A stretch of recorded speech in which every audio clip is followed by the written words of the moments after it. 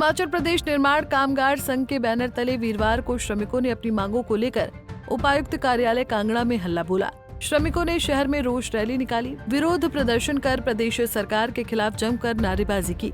वहीं जिलाधीश कांगड़ा के माध्यम से राज्यपाल को ज्ञापन सौंपा गया, जिसमें श्रमिकों ने मांग उठाई है कि प्रदेश के 5 लाख निर्माण श्रमिकों के साथ न्याय किया जाए।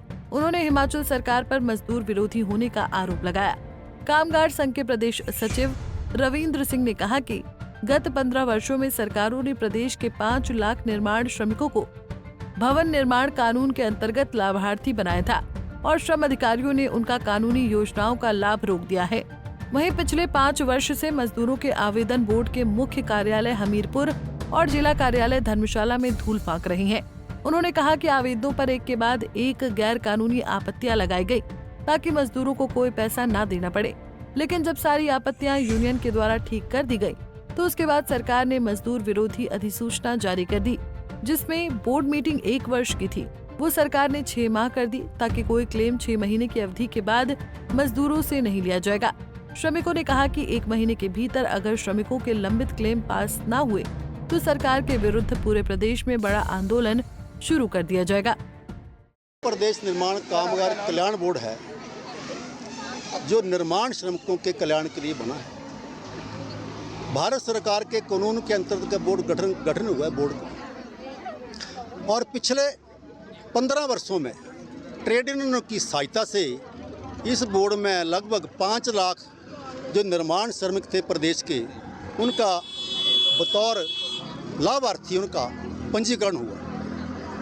उस पंजीकरण के बाद इन मजदूरों को 17 योजनाओं का लाभ मिलता था, लेकिन कुछ समय से इस सरकार ने इन मजदूरों के पिछले 5 वर्षों से जो क्लेम थे, जिसमें वर्करों की मृत्यु हो चुकी थी, वर्करों को जो बच्चों के लिए छात्रवृत्ति मिलती थी, इन लाभार्थियों के जो पत्नियां थी उनकी प्रसूति हुई थी, जो लाभार्थी बीमार थे और जिनके घरों के लिए जो आवेदन दिए थे, मकान बनाने के लिए आवेदन दिए थे, बच्चों की शादी के आवेदन दिए थे, जो कानून अनुसार पात्र लाभार्थी थे, उनके क्लेम श्रम कल्याण कार्यालय धर्मशाला में जमा करवाए गए।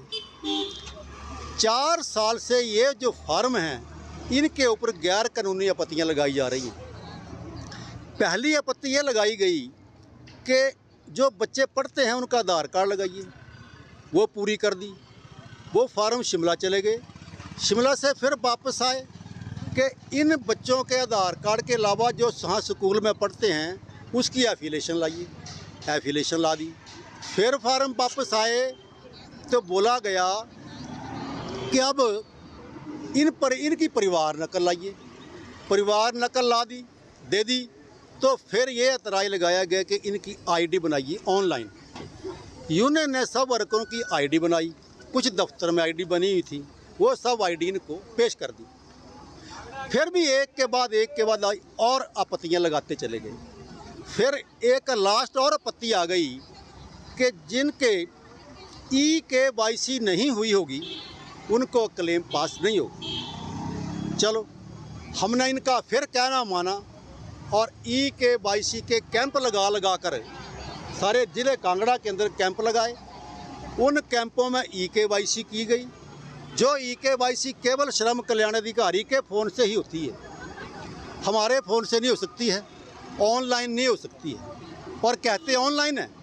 जब सारी फॉर्मेलिटी पूरी हो गई और श्रम कल्याण अधिकारी धर्मशाला ने 1200 क्लेम जो श्रम कल्याण अधिकारी मुख्यालय है, बोर्ड का मुख्यालय मीरपुर में है, वहाँ भेज दिए, तो सरकार ने एक अधिसूचना जारी कर दी कि जिन वर्करों के आवेदन जो हैं अगर 6 महीने पुराने हैं तो वो रद्द किए जाएंगे, वो मान्य नहीं होंगे, वो उनको कोई क्लेम नहीं दिया जाएगा। अब इसका मतलब ये है कि किसी भी शर्त पर मजदूरों को पैसे नहीं देने।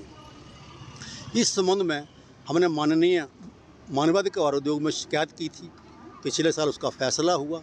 जितने लोगों ने वहाँ एफिडेविट लगाए उन लोगों को मानवाधिकार उद्योग के आदेशों से इनको पैसे मिले, लेकिन हमारी सरकार का जो श्रम मंत्रालय है उसकी नीयत ख़राब हो चुकी है। कि किसी भी शर्त पर इन मजदूरों को पैसे नहीं देने हैं। 5 लाख निर्माण मजदूर जो उन्होंने लाभार्थी बनाए हैं, उसमें इस समय 10-15 हज़ार ही पात्र बचे हैं। बाकी सबका डी रजिस्टर्ड हो चुके हैं, जिनको कोई लाभ नहीं मिलेगा, अपात्र हो गए हैं इनकी गलत नीतियों के कारण, इनकी जटिल प्रक्रियाओं के कारण। क्योंकि ये मजदूर अनपढ़ होते हैं, इनको ज़्यादा नॉलेज जानकारी नहीं होती नियम कानूनों की, ना ये पढ़े लिखे होते हैं।